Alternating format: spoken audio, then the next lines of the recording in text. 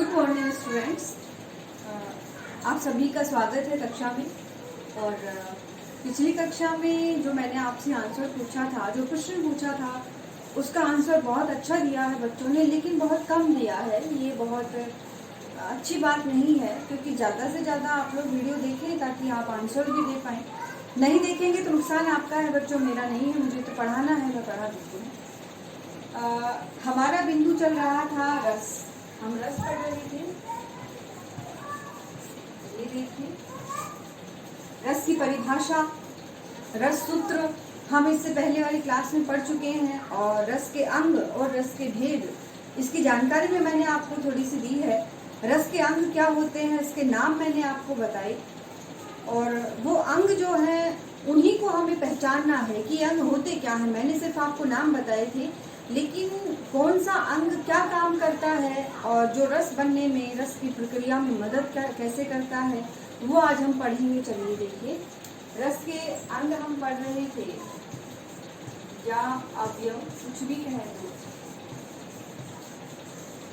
रस के अंग या अवयव जिसमें हम पढ़ रहे थे स्थायी भाव, दूसरा था विभाव, तीसरा है अनुभाव, और चौथा है संचारी भाव। चौथा है संचारी भाव। ये देखिए, ये हम पढ़ रहे थे रस के अंग, रस के अवयव। पहला स्थायी भाव, विभाव, अनुभाव और संचारी भाव। ये तीन नाम मैंने पहले कल भी आपको बताए थे। जो पहला अवयव था वो कल आपको नहीं बताया था, क्योंकि वो सूत्र में नहीं था। स्थायी भाव रस का प्रमुख अवयव है। तो सबसे पहला अंग हम जानते हैं स्थायी भाव होते क्या हैं। ये आपने नोट कल भी कर लिए होंगे। पहला अवयव होता क्या है ये हम जानते हैं।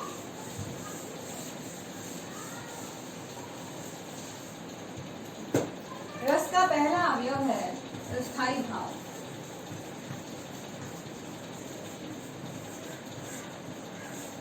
ये स्थायी भाव क्या होते हैं, पहले वो समझिए आप बच्चों। हमारे मन में बहुत सारे भाव विद्यमान रहते हैं, अच्छे भी और बुरे भी रहते हैं कि नहीं। जैसे प्रेम अच्छा भाव है, तो ईर्ष्या और क्रोध बुरे भाव हैं। तो ये सारे हमारे मन में एक साथ विद्यमान रहते हैं।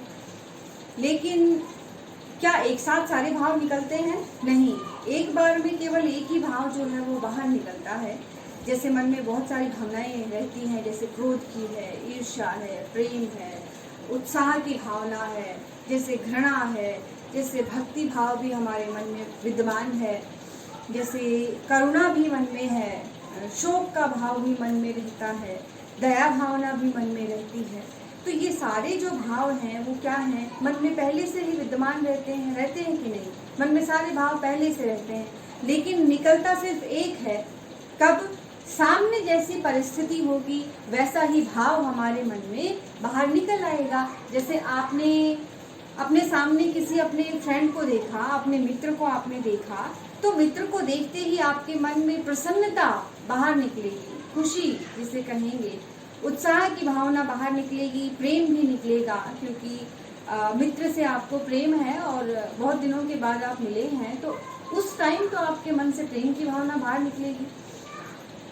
दूसरा दृश्य, किसी भिखारी को आपने मान ले देखा है, फटे हाल है, कपड़े फटे हुए हैं, भूखा है, उसका शरीर भी कृशकाय यानी एकदम दुबला पतला, हड्डियां दिख रही हैं। तो ऐसा अगर आप देखेंगे तो मन से करुणा का भाव निकलेगा कि नहीं। उस समय एक साथ सारे भाव तो नहीं निकल पड़ेंगे कि क्रोध भी निकल आया, करुणा भी निकल गई, घृणा भी निकल गई, नहीं। भाव मन में सारे विद्यमान रहते हैं, लेकिन निकलता सिर्फ एक है। जैसी परिस्थिति सामने होगी वैसे ही भाव निकलेगा। गुस्सा आ रहा है किसी बात पर, जो बहुत आता ही रहता है। क्रोध जो है वो बहुत ज़्यादा आता है, सबसे पहले, सबसे ऊपर रहता है। और शांति का जो भाव है वो सबसे नीचे रहता है। तो ये मैं अपने व्यवहारिक रूप से बता रही हूँ कि क्योंकि क्रोध स्वाभाविक है, बहुत जल्दी सबको ही आ जाता है।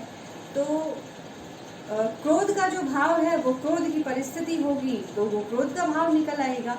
तो वो जो भाव मन में पहले से ही विद्यमान है उनको क्या कहते हैं? स्थायी भाव कहते हैं। मन में पहले से ही विद्यमान भावों को स्थायी भाव कहते हैं। समझे बच्चों? स्थायी मतलब जो स्थायी हैं, जो हमेशा मन में विद्यमान रहते हैं, सदैव स्थायी रूप से विद्यमान रहते हैं, उनको स्थायी भाव कहते हैं। हो गया क्लियर कि स्थायी भाव क्या होते हैं? जो मन में सदैव स्थायी रहते हैं। अब वो स्थायी भाव कितने होते हैं? भाई जितने स्थायी भाव होंगे उतने ही रस होंगे, क्योंकि भावों से ही तो रस बनते हैं। आगे जब पढ़ेंगे तो आपको प्रक्रिया जरूर पता चलेगी। स्थायी भाव, हर एक रस से संबंधित स्थायी भाव कितने रस माने गए हैं? 9 रस माने गए हैं। तो 9 ही स्थायी भाव है, हर एक रस का स्थायी भाव। यानी जो भाव है वो मन में पहले से ही है, उससे संबंधित रस है वो परिस्थितियों के हिसाब से बाहर निकल आता है। चलिए देखते हैं।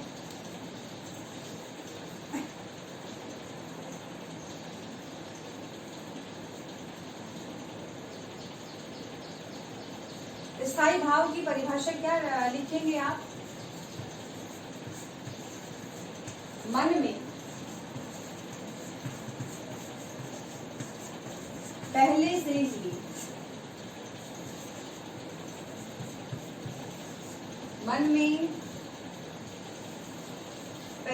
ही विद्यमान रहने वाले और सदैव स्थायी रहने वाले, सदैव स्थायी रहने वाले, ये गलती से लिखा गया, स्थायी रहने वाले भावों को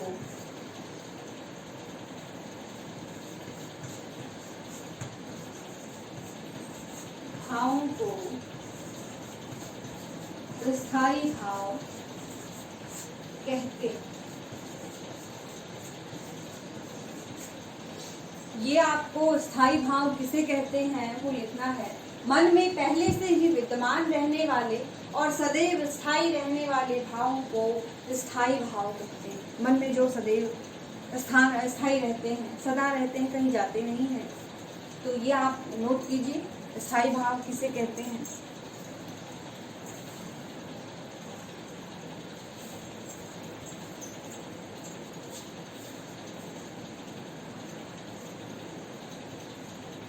आगे चलिए।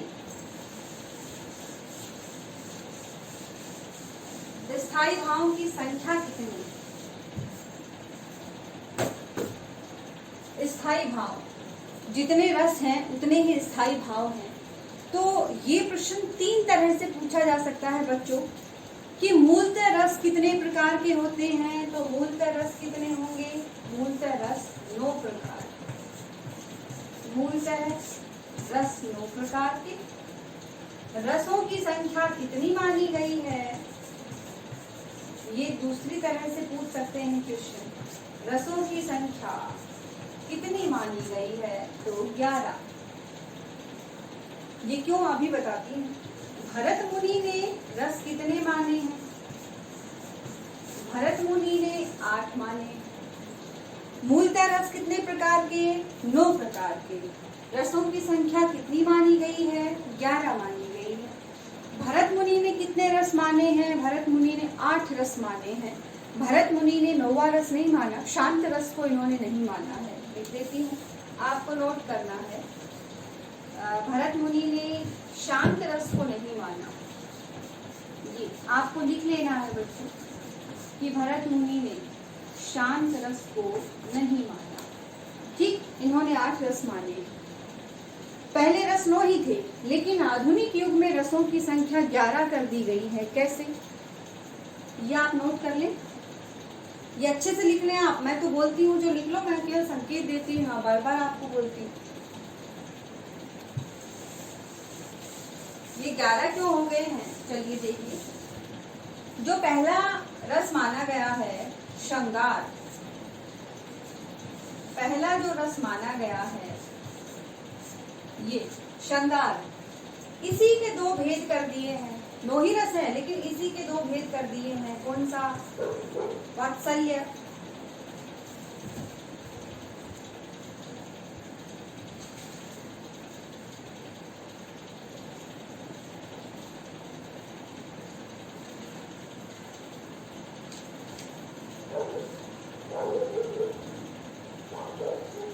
इसी के दो भेद कर दिए। कैसे?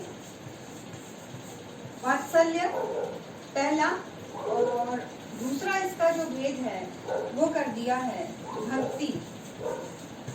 ये ऐसे श्रृंगार का स्थायी भाव क्या था? प्रेम, यानी 3 तरह का प्रेम हो गया। एक तो श्रृंगार, एक तो विपरीत लिंग के प्रति वात्सल्य, संतान के प्रति प्रेम, भक्ति भगवत विषय यानी ईश्वर से जो प्रेम है उसके आधार पे श्रृंगार रस के 2 पार्ट और कर दिए हैं। तो वो अलग रस बन गए हैं, वात्सल्य रस और भक्ति रस। इस तरह रसों की संख्या कितनी हो गई? 11 हो गई। 9 तो थे ही, 2 और जोड़ दो, कितने बन गए? 11 बन गए। ऐसे बने और कोई नई चीज नहीं जुड़ी है। श्रृंगार यानी जो प्रेम है वही 3 तरह का बताया। आधुनिक युग के जो विद्वान है कि संतान के प्रति प्रेम के आधार पे वात्सल्य रस बन गया, ईश्वर विषय भक्ति के आधार पे भक्ति रस बन गया। क्लियर? चलिए आगे चलते हैं। स्थायी भाव कितने माने गए हैं? एक तरफ आप स्थायी भाव लिख लें और एक तरफ ऐसे रस लिख लें बच्चों, रस और उसका स्थायी भाव ऐसे। पहला रस है श्रृंगार, मैंने यहाँ लिख दिया है। श्रृंगार रस का स्थायी भाव क्या है? रति या प्रेम, यानी प्रेम मन में पहले से ही विद्यमान रहता है। अनुकूल कारण पाकर, सामने परिस्थितियां पाकर प्रेम बाहर निकल आता है। तो इसका स्थायी भाव है रति। ब्रैकेट में आप समझने के लिए ऐसे प्रेम भी लिख सकते हैं ये, लेकिन अगर पूछा जाता है इसका स्थायी भाव तो आंसर आपको रति ही देना है। अर्थ इसका होता है प्रेम विपरीत लिंग के प्रति, यानी स्त्री का पुरुष के प्रति और पुरुष का स्त्री के प्रति जो प्रेम है वो होता है रति। ठीक? दूसरा देखिए, तो ये स्थायी भाव हो गया इसका, पहले से ही रहता है प्रेम फिर बाहर निकल आता है। दूसरा देखिए, इसलिए वो स्थायी है। दूसरा रस है अपना वीर रस। वीर रस का स्थायी भाव होगा उत्साह।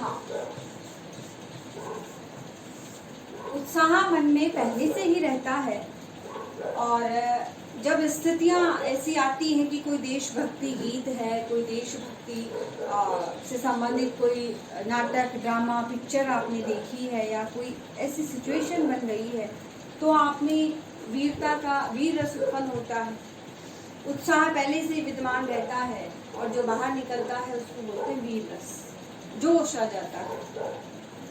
जैसे साहित्य भी है, सुभद्रा कुमारी चौहान की कविता आपने बहुत पढ़ी होगी कि खूब लड़ी मर्दानी वो तो झांसी वाली रानी थी, बुंदेले हर बोलों के मुंह हमने सुनी कहानी थी, खूब लड़ी मर्दानी वो तो झांसी वाली रानी थी। इस तरह की जो रचनाएं हैं पढ़कर जोश आ जाता है, एकदम से खुद को झांसी की रानी मानने लगते हैं आप और हम सभी।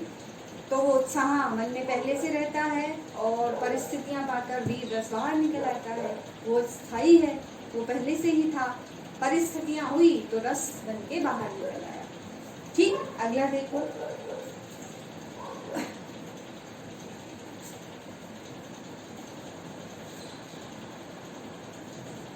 अगला रस है करुण रस। करुणा की भावना, दया की भावना मन में पहले से ही रहती है और इसका स्थायी भाव है शोक।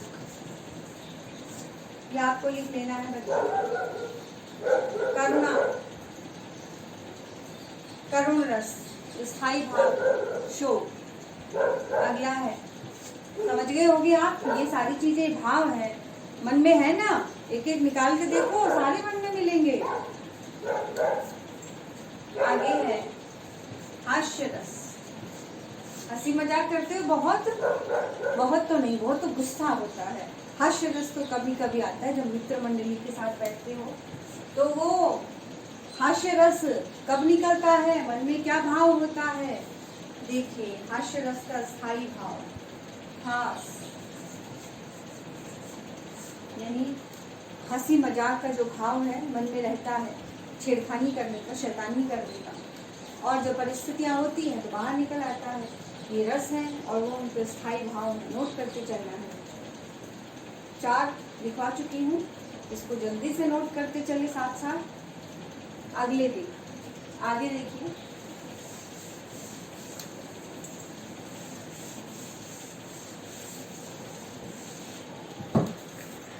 अगला है 5वां। 4 हम लिख चुके हैं, 5वां देखिए, रौद्र रस। 5वां है बच्चों रौद्र रस। रौद्र मतलब क्रोध, इसका स्थायी भाव क्या होगा, क्रोध।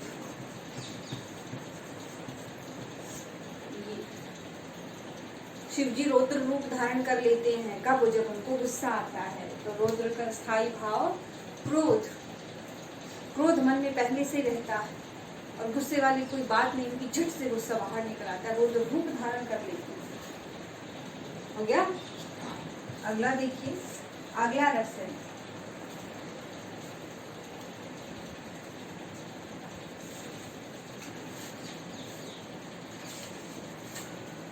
भयानक रस। इससे तो आप सभी परिचित होंगे। भयानक रस, डर तो बहुत लगता है कई बार, तो इसका क्या होगा स्थायी भाव, कौन सा भाव मन में रहता है पहले से ही, भय। भय रहता है मन में, डर लगता है। एग्जाम आ रहे हैं, फाइनल ईयर के एग्जाम होने वाले हैं, तो उन बच्चों को डर जरूर लग रहा होगा। तो भय पहले से ही रहता है मन में, इसलिए वो स्थायी है और रस भयानक निकलता है। अगला देखिए, अगला है विभत्स रस।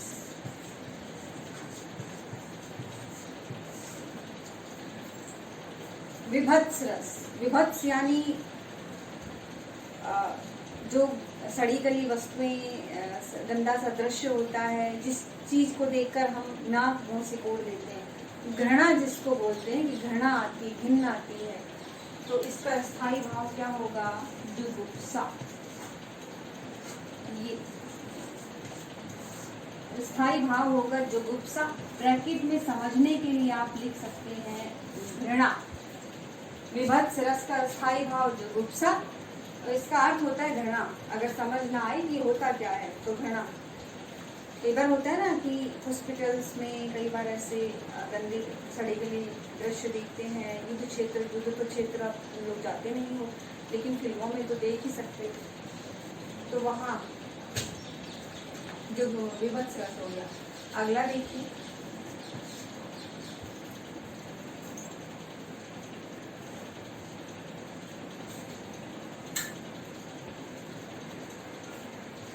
अगला है अद्भुत। अद्भुत रस मतलब कभी ऐसी चीजें होती हैं जिनकी हम आशा नहीं कर सकते कि ऐसा भी हो सकता है। आश्चर्य क्या होगा, अद्भुत का स्थायी भाव कैसे बताऊंगी, मैं ही बता देती हूँ।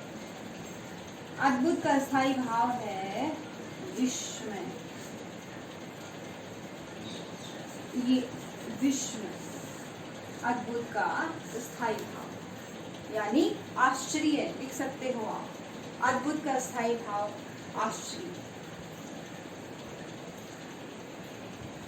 इसलिए 8 रस हमारे हो चुके हैं। लास्ट देखते हैं, चलिए मूलतः 9 रस माने गए हैं। बाकी जो 2 रस है वो श्रृंगार का ही हिस्सा है, लेकिन फिर भी अलग से भी उनको हम काउंट करते हैं। तो यूं पूछा जाए कि मूलतः रस कितने हैं, तो 9 हैं। रसों की संख्या, मूल शब्द नहीं जुड़ा हो तो रसों की संख्या 11 है।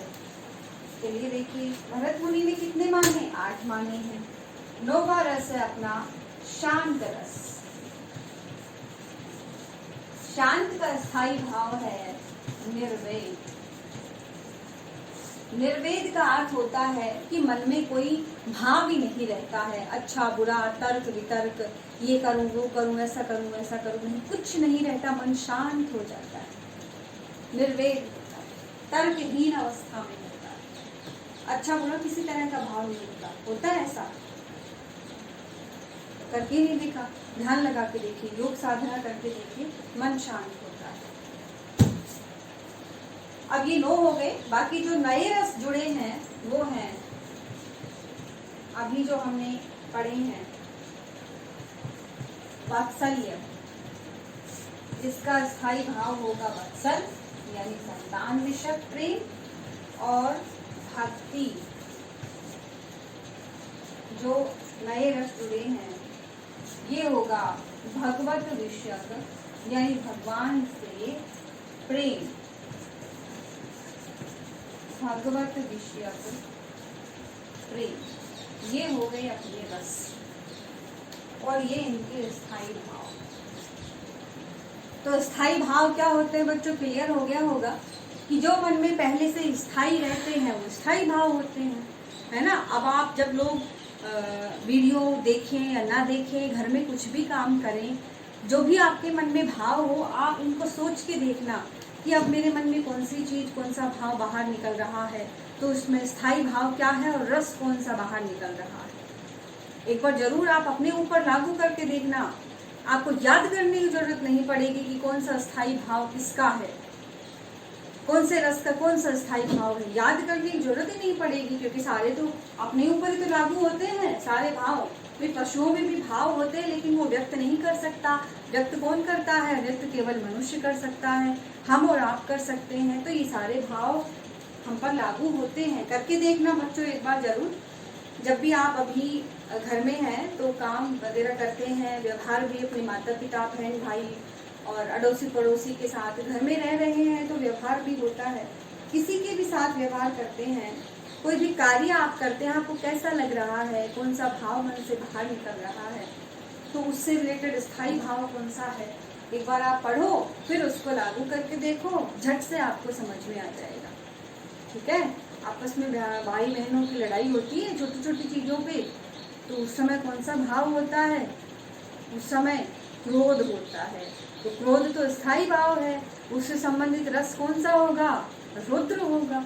इस तरह से अगर आप करके देखेंगे आज की आज ही आपको सारे स्थायी भाव याद हो जाएंगे। तो ये अपना स्थायी भाव रस का पहला अंग, रस का पहला अवयव यहाँ खत्म होता है। स्थायी भाव होते क्या हैं, स्थायी भाव होते कितने हैं, ये सब मैंने आपको बताया, आपको याद करना है क्योंकि प्रश्न पूछने वाली हूँ मैं अभी स्थायी भाव से रिलेटेड। करुण रस का स्थायी भाव आपको जल्दी से बताना है और ग्रुप है आंसर है वो ग्रुप में डालना है।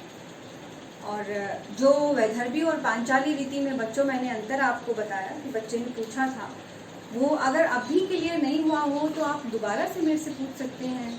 रस और स्थायी भाव आज मैंने पढ़ाए हैं, अगर इनमें कोई डाउट हो तो वो भी जरूर जरूर मुझसे पूछें। अच्छा लगता है जब आप मुझसे पूछते हो, क्योंकि ऐसा लगता है कि हाँ आप मेरे साथ हो, आप मुझे पढ़ रहे हो, तो बहुत अच्छा लगता है। प्रश्न पूछा करिए, बिल्कुल बुरा नहीं लगता है, बल्कि अच्छा लगता है कि आप पढ़ रहे हो, कम से कम मुझे ये तो पता लगे। चलिए आज का प्रश्न, करुण रस का स्थायी भाव बहुत जल्दी से बताना, और ये जरूर करके देखना है कि कैसा लगा, कौन सा स्थायी भाव, कौन सा भाव मन में निकल रहा है। ठीक है, सारे समझ में आ जाएंगे अपने आप। आज के लिए इतना ही काफी, धन्यवाद।